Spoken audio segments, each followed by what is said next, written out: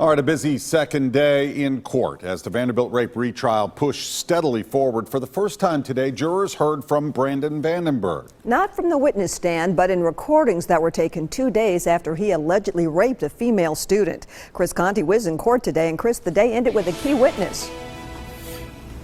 And Vicki, his name is Detective Jason Mayo. He has now testified in this case 3 separate times, but it has taken years to get this case to where it is today. Courtroom 5A is where time goes to disappear. The video system did not record that time frame. Second by second, frame by frame, jurors watched surveillance video today of Brandon Vandenburg carrying the unconscious female victim into Gillette Hall. He didn't drop her or throw her on the floor.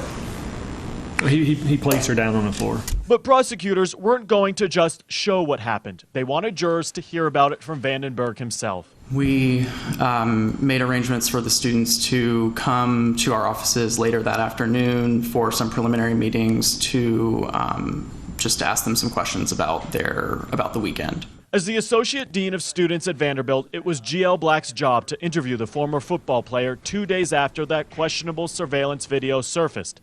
This is audio from their first meeting. Did you witness anyone else make physical contact with it on Saturday night? What he did not know, what he could not know, is what we know now. That a female student had been raped and Vandenburg allegedly recorded it all. And you did not ever take any photographs of while she was passed out? Not even by the elevator? No, I don't think so. You started our affirmative testimony you're about to give. The day came to a close with Detective Jason Mayo. That was my first goal, was to find out what happened. He had the unfortunate task of telling the victim she had likely been raped, a first in his decades-long career. When we initially met with her that day, she was somewhat confused, dumbfounded, not really sure what was going on. In this case, time is a measurement by which progress is hard to comprehend.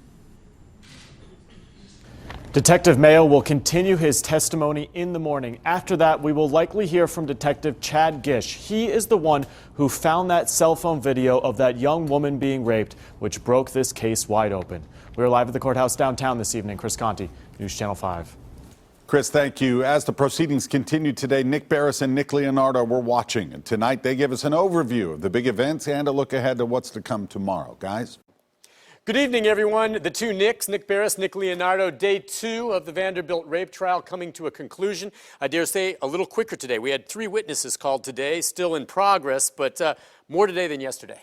Yeah, there was quite a bit more today. Today we did actually hear from Mr. Vandenburg through an interview that he gave to the Vanderbilt Associate Dean, and we heard his side of the events, the first side of the events that he had given, and then we almost got into the second set of events, or second set of stories that he gave to Detective Mayo. So we're starting to hear from Mr. Vandenburg, in his own words, exactly what happened, and it doesn't seem to fit with the opening argument. It's kind of, this is the meat really of where it begins for the prosecution to go after what exactly happened and Brandon's role in what happened.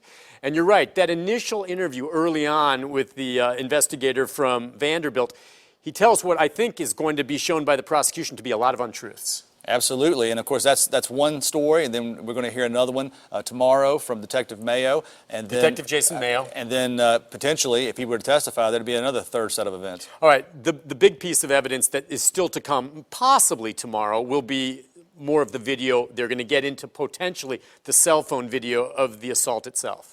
That's exactly right, and I believe that Detective Mayo will be the one that's introduced through, and he's a great witness, and we really enjoyed listening to him last time. He's very knowledgeable, he explains the stuff very well, and that's going to be the key piece of evidence for the prosecution, and that's going to be something that's hard to refute by the defense. Still, many more witnesses to come for the prosecution, and as always, the defense will get their turn when they conclude, but still, early, my take on this trial, we're looking at least another 3 or 4 days. Oh, absolutely. The last time they had almost 20 witnesses, and depends on what the defense is going to call. The state almost had 20, so we'll see how, who they decide to call going forward. All right, Nick. Well, we'll be back at it first thing tomorrow morning. That will be day 3 of the Vanderbilt rape trial. I hope you join us for our gavel-to-gavel coverage, and we'll send it now back to the studio.